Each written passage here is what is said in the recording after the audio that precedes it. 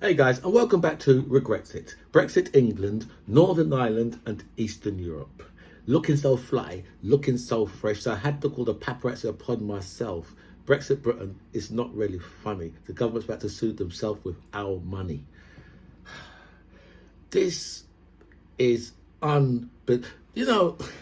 don't think, right, that you could get much more stupid. Oh, the first part of that, was Jay-Z, right? Because you know what? Looking so fly, looking so fresh. I had to call the paparazzi upon myself because nobody else would do it. Our government have decided they are going to sue. I'm sure I've used that reference before, right? But it works on this occasion too. Our government have decided they are going to sue the inquiry that they have set up. They're going to sue their own inquiry. You say, what? People are like, what? If you voted for this government right now, don't you feel like thinking, you know what? I need to go and get myself a big bottle of whiskey, the big bottle, right? And a shotgun, and then go into a darkened room, one cartridge. Don't you feel, right, really? I mean, how do you really feel now if you voted for the, I know that Rishi Sunak hasn't been voted in, right? But that's besides the point. This, right, is what you voted for, right? You voted, right, for a man, right, who... Have you ever seen Boris Johnson when he goes jogging? How the hell does Kerry allow that man to come out of that house looking like that? I know he just jogs. He literally just jogged from the car, right, to his front door. But the dress sense, right, of, I mean, he stood there with people like Jacob. Man, you can say what you want about Jacob Rees-Mogg, right? But the man is always very well turned out. But and then you've got this absolute scruff bag. But I'm going well off the. You voted in these people. How do you feel right now? Right, with this level of stupid. I mean, this is some level of stupid. This level of stupid has got to be like you walking into a bank. You're just about to go and rob that motherfucker. So you walk into the bank, right, and you bust out your gun. It's a Glock, and you point in the face of the cashier, who's trans, by the way, because I don't like leaving trans people out of anything. So that motherfucker's trans.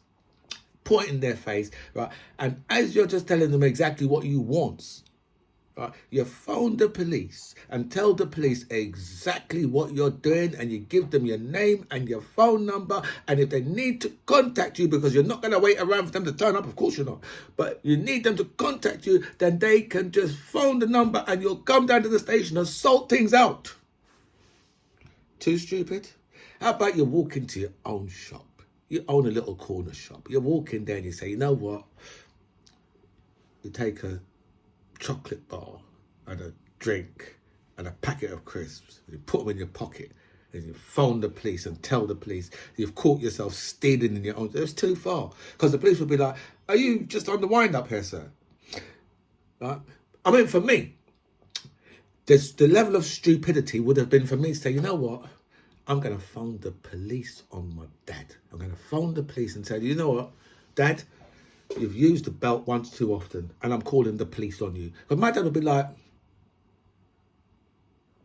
come on, son, no, there's no need. Come on, son, there's no need for that. There's no need for that at all. What do you want to call the police for? I would be like, I'm going to call the police to tell them that you is not safe in my house. If I was you, I would go and stand outside the front door, because you are not safe in my house. You want to call the police on me? You're not safe in my house. I'm going to call the police to tell them to come and get you.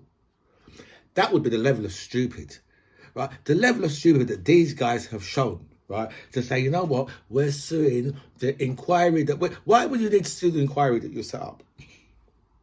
I mean, Boris Johnson now is just like, Boris Johnson sort of outmaneuvered Rishi Sunak, because Boris Johnson has given over, he said, well, I'm giving over all of my material, even my old phone, what there are WhatsApp messages on.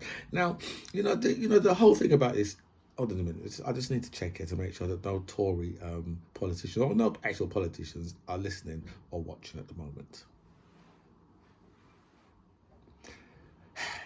There's a feature on WhatsApp, yeah, where after 24 hours you can make your messages disappear for good.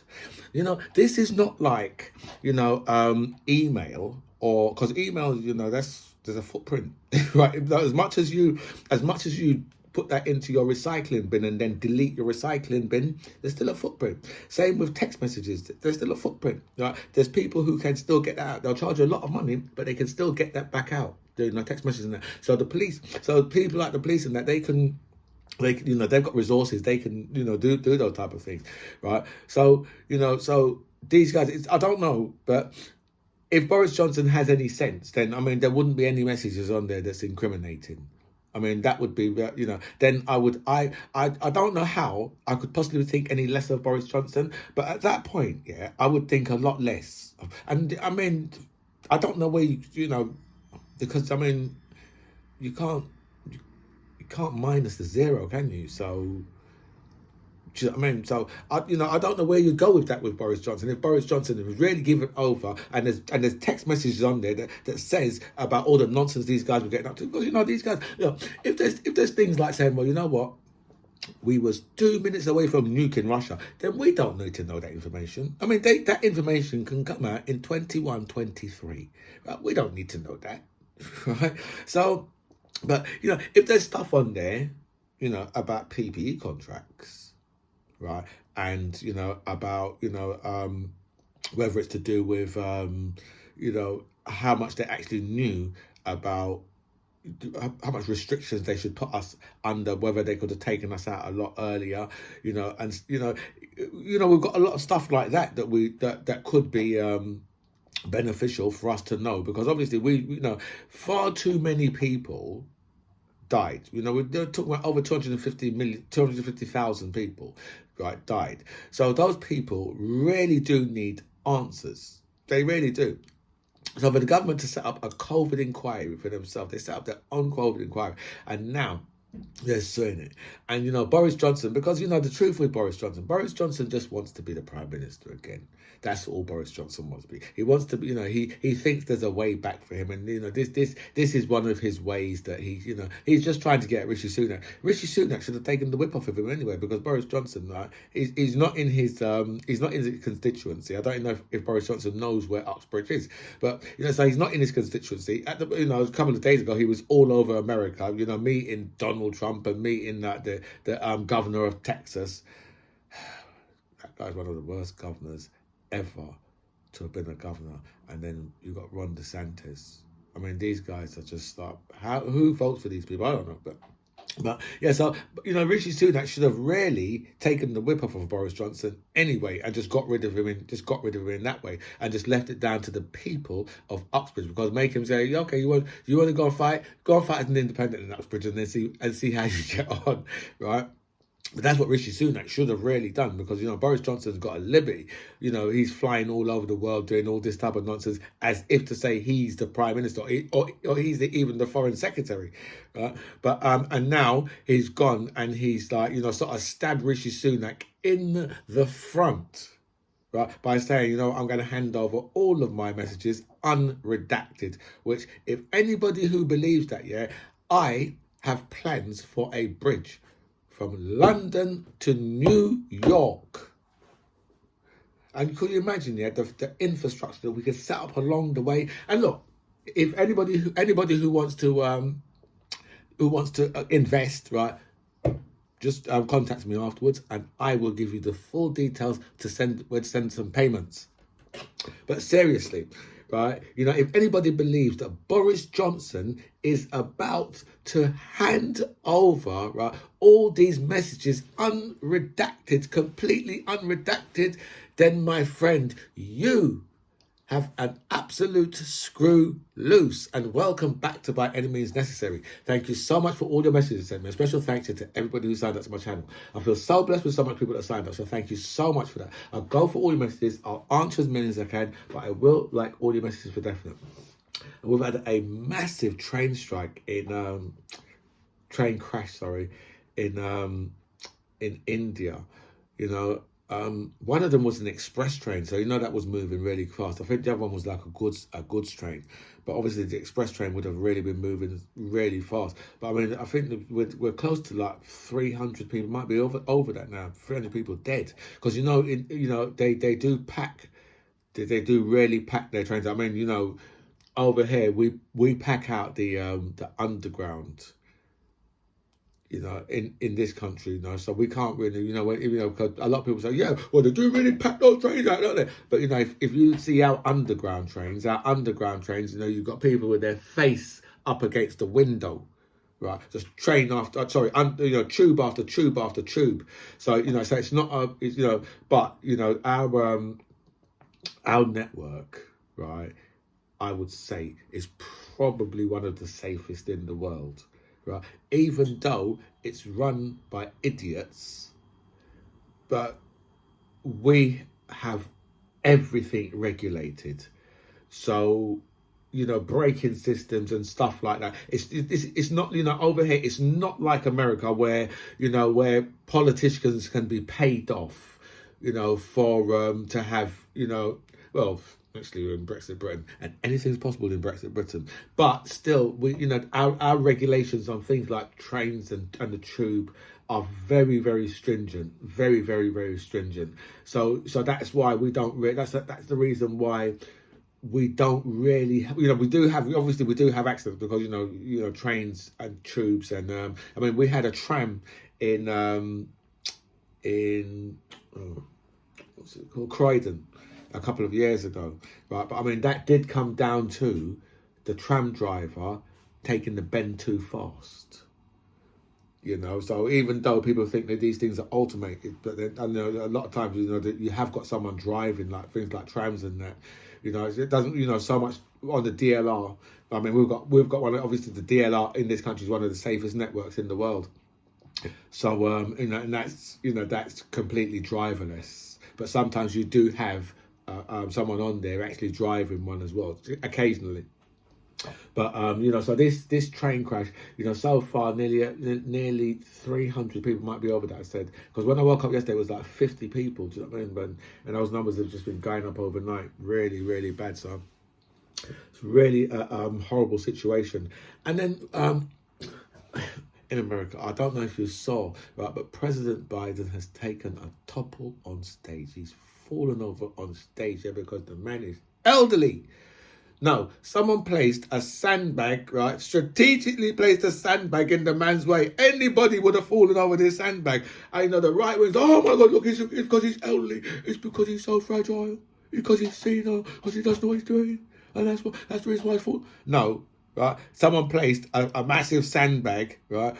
And then, so the man had a tumble over the sandbag because obviously he didn't see it. And then, Donald Trump is still making a complete fool of himself because Donald Trump is just on the TV, or on the radio or in a podcast, just admitting to like the crimes that he's committed. You've got people. There's people. I mean, this was a few weeks ago. Sean Hannity was saying to him, "Oh, Mel, you wouldn't do that, would you?" And Donald Trump, no, I would do that because it was about the documents. So he was like, no, you wouldn't tell people that about these documents. And he's like, oh, no, I would do that. I would do exactly. And Sean Hannity, he just tried to swerve away from it, but Donald Trump actually carried it on.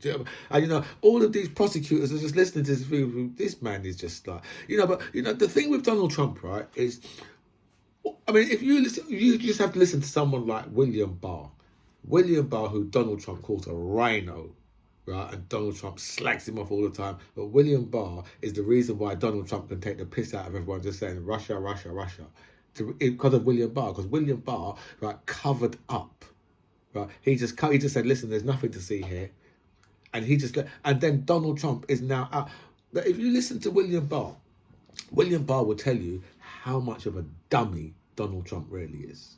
He just tells you straight, this man, right, he has, he's not a deep thinker about anything, right? William Barr said this man was probably the most uneducated person I've ever worked with. But at the time, right, for some reason, right, he was shining very brightly when you was getting him out of all sorts of trouble with the Russia. Boris Johnson sold out the farming industry over dinner with the Australian Prime Minister. Our farming industry has been completely destroyed in this country because, you know, the Australians and New Zealand have just got, you know, the trade deal has just started, which that trade deal is brilliant for them, Australia and New Zealand, not so good for our farming industry. In fact, it's terrible for our farming industry. But the whole joke about it, right, is I saw some Australian TV, and these people was taking, if you think, right, that when we said you're going to turn this country into an international joke, right, the Australians was joking about us. I mean, these people was taking the absolute piss. They was like, well, what is it that Britain produces anyway? What does Britain produce? It was the MG, right? And then they went on a couple of minutes about the MG, and then they went like, oh no, actually, that's owned by the Indians or the Chinese, whoever it's owned, right? And, you know, and then they was talking about Cumberland sausages, and, you know, and they'd been sent a Spice Girls CD. If you heard how these people are absolute, and you know what I say, you know something, yeah? Do not, listen, I might take the piss out of Brexit, right? Because that's like you going to the pub with your mate who's a right arse. He's a dick, right? And nobody likes him, even in your little crew. None of yous like him, right? But some oik, right, thinks that he can come and give your friend a good smack in the mouth. No. You go and you smack that person and say, listen, he might be an arsehole, but he's our arsehole. But, you know, if you are going to, right, the Australians, how dare you take the piss out of this country, right? I don't care, right, how stupid and idiotic and foolish we have been. It's not for you to openly take the piss out of us. Just these people, when I tell you openly, these people was openly laughing at us. You know, and you know, if you know the idiotic nature of Boris Johnson, because Boris Johnson's got that nature, he's just like, well, I need to please the person that's in front of me. That's what I really need to do. The person that's in front of me, no matter how stupid I look, I've got to please that person. You know that apparently, because Liz Truss was on this, because she must have been, I don't know she must have been foreign secretary or started to do Brexit at the time, right? But Liz Truss was, or she must have been agricultural. But Liz Truss was there with him on this trip, yeah, to Australia. And Liz Truss was furious when she woke up in the morning to find out the deal that Boris Johnson had done. And then they've had, you know, all this time, right, until this deal's just gone through, they've had all that time now, right, where lawyers in this country have been trying to object to stop, right, massive parts of the deal that Boris Johnson signed away, because one of the Australian ministers, right, said to Liz Truss in the morning, you know that Boris has just signed over all your farming rights to us, right? Oh dear, the idiotic nature of Great Britain in Brexit Britain. Only Brexit Britain can be so stupid. You couldn't get more stupid than this, you know. For the farming, you know, that's, you know, look at all the industries that have been destroyed in this country. Just look. Voters blame Voters blame Brexit for food prices, leaving Rishi Sunak and Keir Starmer with a major dilemma or major problem. Dilemma, problem, whichever one. That's what they've got. Because both these two fools are talking about, oh, you know, Rishi Sunak's talking about the opportunities of Brexit. And so someone needs to just say, listen, I know that you go to the store where you go to buy your clothes is like the store for like children. Between a child and a small adult, That's where Rishi Sunak buys his clothing from, because he wears clothing that would suit a 15-year-old boy. But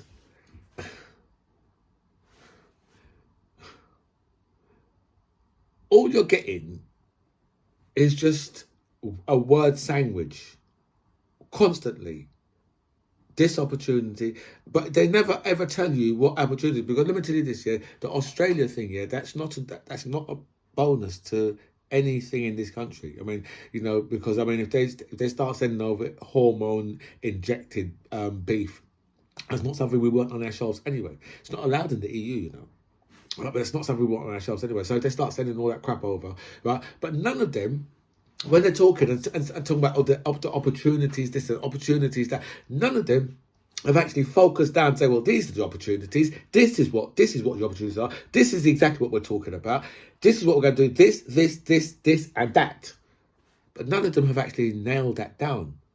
Right? I mean, if they push the New Zealand and Australia deal, right, then you know that they're really reaching, because the Australians, I mean, New Zealand a couple of years ago was just like, you know, I saw a thing from New Zealand a couple of years ago where there was like, we can't believe that Britain has signed this. I mean, you've signed away your own farming industry. You've just, you know, you're destroying your own. You know, the New Zealanders, because you know they're a bit more sensible, but the Australians, they really just take the piss, because you know we always like to beat them at cricket. That's what I like to believe, anyway. Anyway, so voters blame food prices on Brexit. So Keir Starmer now. Another one. Just lying. Just talking a lot of fucking nonsense. Speaking out his fucking backside. Speaking a load of fucking garbage, right? You'd be better off going down to the local Chinese restaurant and asking the person in there about Brexit, or going down to your local kebab shop and asking the person in there about Brexit, right? Or going down to the local hospital, right, and asking any of the patients about Brexit, right? Or going down to the local school and asking the children about Brexit, rather than asking these people about Brexit, because none of them have got any answers that they can give you that are decent. I mean, Keir Starmer's like, we're going to get a better deal. We're going to get what better deal? What better deal? You're still going to be a third country. You're still going to be a third country. So unless you're saying, you know what, we're going to rejoin the customs union at least. But no.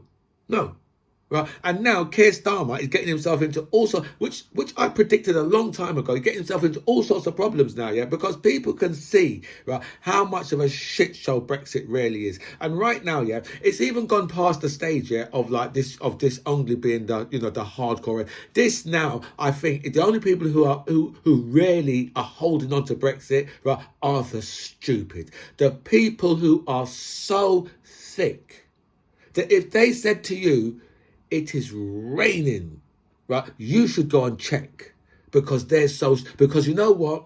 If you ask them to run a bath, right, they'd flood your house. Not once, on 10 occasions. 10 times out of 10, they'll flood your house. Those are the people that are still holding on to Brexit. My friends, this is a weekend video again. But I didn't do a video for the last couple of days, so, you know, and this one is quite long, but I hope you really do enjoy, my friends. Have an absolutely fantastic weekend. This, my friends, is By Any Means Necessary. I'm the MC John Ribs. It was really nice to speak to you guys. Comments below.